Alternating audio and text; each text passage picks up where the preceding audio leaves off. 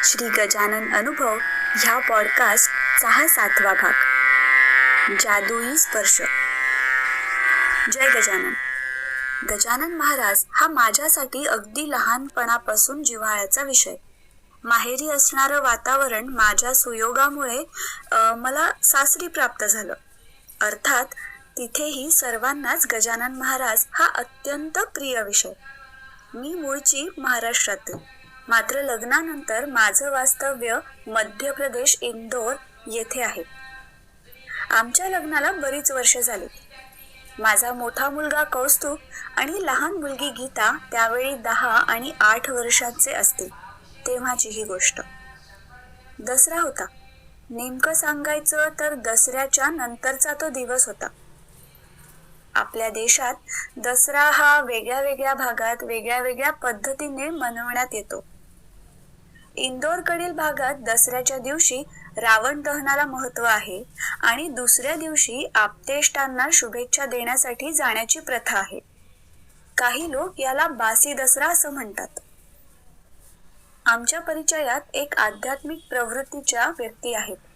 त्यांना आम्ही आदराने अण्णा महाराज असे म्हणतो. त्या दिवशी मी माझ्या मोपेडवर कौस्तुभ आणि गीताला घेऊन अण्णांना भेटून शुभेच्छा देणे आणि नमस्कार करून आशीर्वाद घेणे या उद्देशाने निघाले. छावणी बाजारपेठेच्या भागातून मी समोर जात होते. रस्त्यावर गर्दी होती. सभोवताली वाहनांची गर्दी झाली म्हणून मी रस्त्यावर गाडीच्या दोन्ही बाजूला पाय सोडून सावकाश समोर सरकत होते.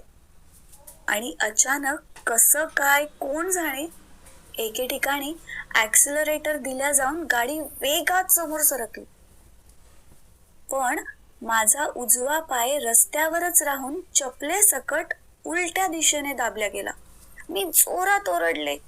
लोकांना कळेना की अपघात झालेला दिसत नाही आणि ही बाई ओरडते का आहे. मी कळवळून गाडीवरून उतरण्याचा प्रयत्न केला. 2 जणांनी माझी गाडी धरली आणि मला बाजूला एका बंद दुकानाच्या पायरीवर बसतं केलं. गाडी बाजूला घेतली. मुलं भेदरल्यासारखी बाजूला उभी होती. माझा पाय चांगलाच सुजला होता. एक पाऊलही समोर टाकणं मला शक्य होत नव्हतं. मी डोकं हातात धरून कळवळत होते. आई ग गजानन महाराजा, आई ग गजानन महाराजा. तशातच आता आजूबाजूचे बघे गायब झाले होते.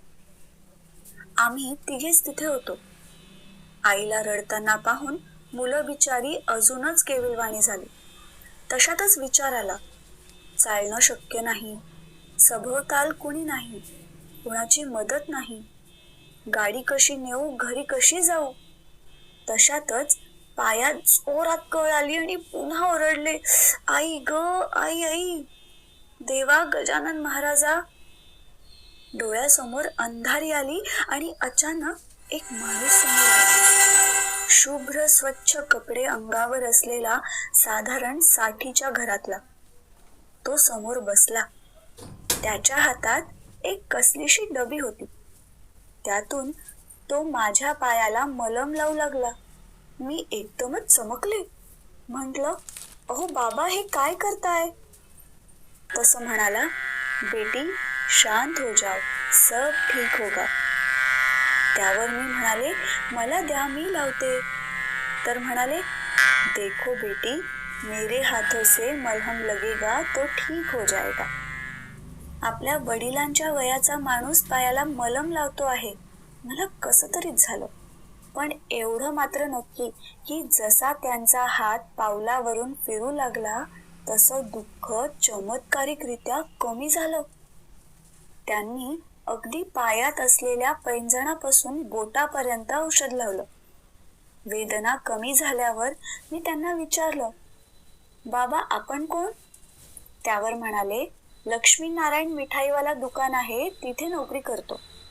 आता माझ्या लक्षात आलं, त्याचे कपडे केवळ स्वच्छ शुभ्र नव्हते तर वाणीत गोडवा होता. एकूण व्यक्तिमत्व प्रभावी व अतिशय प्रसन्न होतं. आणि स्पर्श तर जादूचा होता. मला म्हणाले, बेटा 5 मिनटों में आप चल सकोगी. और धीरे धीरे ठीक हो जाएगा. मी म्हटलं, मला हे मलम द्याल का? तर ते म्हणाले, मैं नई डबी लाकर देता हूं. ते बाजूला 2 मिनिटं चालत जाऊन डावीकडे वळले आणि 5 मिनिटांनी परत आले. त्यांनी एक डबी मला दिली. किती पैसे द्यायचे विचारलं तर राहू द्या म्हणाले. मी खूपच आग्रह केला तेव्हा 5 रुपये घेतले आणि ते त्याच दिशेने निघून गेले. हे सगळं 10 मिनिटात आटोपलं. मुलं जेव्हा म्हणाली, आई अगं आपण त्यांना थँक्यू ही म्हटलं नाही, तेव्हा मी भानावर आले. मला लंगडत पण चालता येत होतं. मी तिथून थोडी कष्टाने का होईना पण अण्णा महाराजांकडे पोहोचली आणि त्यांनी सगळं ऐकलं. म्हणाले, आज तुझ्यावर महाराजांनी कृपा केली. तिथून परत येताना मुलं म्हणाली, आई चल ना आपण लक्ष्मीनारायण मिठाईवालेकडे जाऊ, ते आजोबा असतील, त्यांना थँक्स तर देऊ.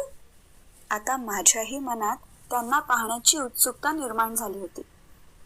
मी गाडी दुकानाकडे नेली. दुकानदाराला सगळं सांगितलं.